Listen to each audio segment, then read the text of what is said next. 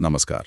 अंतरिक्ष की दुनिया से एक बहुत बड़ी खबर आ रही है। जी हाँ, बिल्कुल। आज हम बात कर रहे हैं ग्रुप कैप्टन शुभांशु शुक्ला के ऐतिहासिक मिशन पर जो रिपोर्ट्स आई हैं उनके बारे में। हाँ, बिल्कुल। तो 25 जून 2025 group captain Shubhanshu Shukla ISS पहुंच गए हैं, मतलब इंटरनेशनल स्पेस स्टेशन। हाँ, और वो भी एक्सियोम मिशन 4 के तहत। जी, और ये एक्सियम स्पेस के मिशन पर जाने वाले पहले भारतीय बन गए हैं। ये वाकई में एक बहुत बड़ा मौका है। बिल्कुल, मतलब राकेश शर्मा जी के बाद करीब 40 साल हो गए। हाँ, 40 साल, एक लंबा गैप। कोई भारतीय अंतरिक्ष यात्री ISS पहुंचा है, लेकिन ये सिर्फ एक सिंबॉलिक फ्लाइट तो नहीं है, सही कहा ना? नहीं नहीं, बिल्कुल नहीं, ये उससे कहीं ज्यादा है। एक्सियम स्पेस, ये जो प्राइवेट कंपनी है, और इसरो, नासा, स्पेसएक्स सब साथ में, ये अपने आप में काफी अलग है। हाँ, यही तो खास बात है।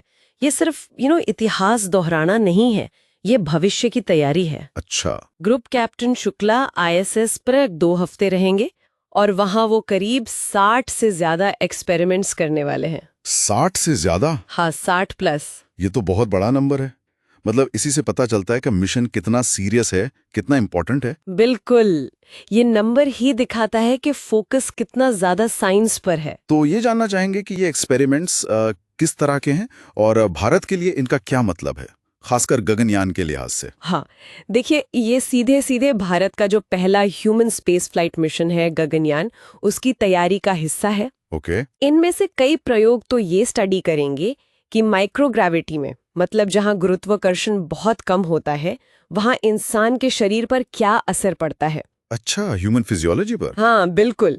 ये जानकारी हमारे अपने एस्ट्रोनॉट्स की हेल्थ और सेफ्टी के लिए बहुत जरूरी होगी गगनयान में। सही बात है। और कुछ एक्सपेरिमेंट्स हैं, वो भविष्य के स्पेसक्राफ्ट के लिए लाइफ सपोर्ट सिस्टम्स और जो हमारी अपनी टेक्नोलॉजी है उसको टेस्ट करने से भी जुड़े हैं। मतलब आत्मनिर्भरता की तरफ। एग्जैक्टली, ये सब गगनयान को सेल्फ रिलायंट बनाने के लिए बहुत जरूरी है। तो क्या ये गगनयान के लिए एक तरह का प्रैक्टिकल टेस्ट जैसा है? हाँ, आप कह सकते हैं, एक बहुत जरूरी तैयारी, एक रियल टाइम टेस्ट। और ये जो 40 साल का गैप रहा, उसके बाद भारत का वापस आना ह्यूमन स्पेस फ्लाइट में, इसे कैसे देखें?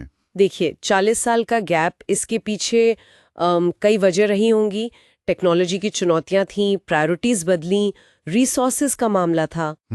लेकिन अब भारत का वापस आना, और वो भी एक प्राइवेट कंपनी के साथ मिलकर, ये दिखाता है कि भारत अब ह्यूमन स्पेस एक्सप्लोरेशन को लेकर कितना गंभीर है और नए तरीके अपनाने को तैयार है। बिल्कुल, नए मॉडल्स। ये जो पार्टनरशिप वाला मॉडल है ना, एक्सियम, स्पेसएक्स, नासा, इसरो, ये काफी इंटरेस्टिंग है। इसरो तो ज्यादातर अपने मिशन खुद ही करता आया है ना? हाँ, पारंपरिक रूप से तो यही होता आया है, लेकिन अब एक्सियम स्पेस जैसी प्राइवेट कंपनियों के साथ काम करना, ये एक नया रास्ता है। इसके फायदे क्या हैं? इससे एक तो कॉस्ट कम हो सकती है, फिर उनकी जो एक्सपर्टीज है उसका फायदा मिलता है, और मिशन शायद तेजी से भी हो पाते हैं। ये दिखाता है कि कैसे इतनी मुश्किल स्पेस मिशंस को और असरदार तरीके से किया जा सकता है। हाँ, इसमें कोऑर्डिनेशन और मैनेजमेंट की अपनी चुनौतियां होंगी, पर यह भविष्य का तरीका हो सकता है। तो मतलब कुल मिलाकर group captain Shubhanshu Shukla ISS पर सिर्फ इतिहास नहीं रच रहे हैं। नहीं, बिल्कुल नहीं। बल्कि गगनयान के लिए बहुत जरूरी साइंटिफिक डेटा भी ला रहे हैं,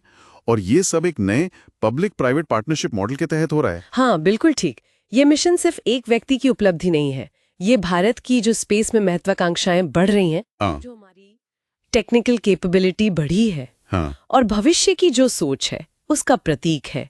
ये दिखाता है कि भारत ग्लोबल स्पेस इकोनॉमी में एक बड़ा प्लेयर बनने की राह पर है। सही। और हाँ, एक बात सोचने वाली है कि ये जो 60 से ज्यादा एक्सपेरिमेंट्स हैं, इनसे जो नतीजे निकलेंगे वो असल में गगनयान मिशन को कितनी तेजी देंगे, कौन सी खास टेक्नोलॉजी बेहतर होगी, ये देखना होगा। और लंबे समय में ये जो सरकारी और प्राइवेट संस्थाओं का मिला जुला मॉडल है, ये पूरी दुनिया में स्पेस एक्सप्लोरेशन के भविष्य को कैसे बदलेगा, ये देखना काफी दिलचस्प रहेगा।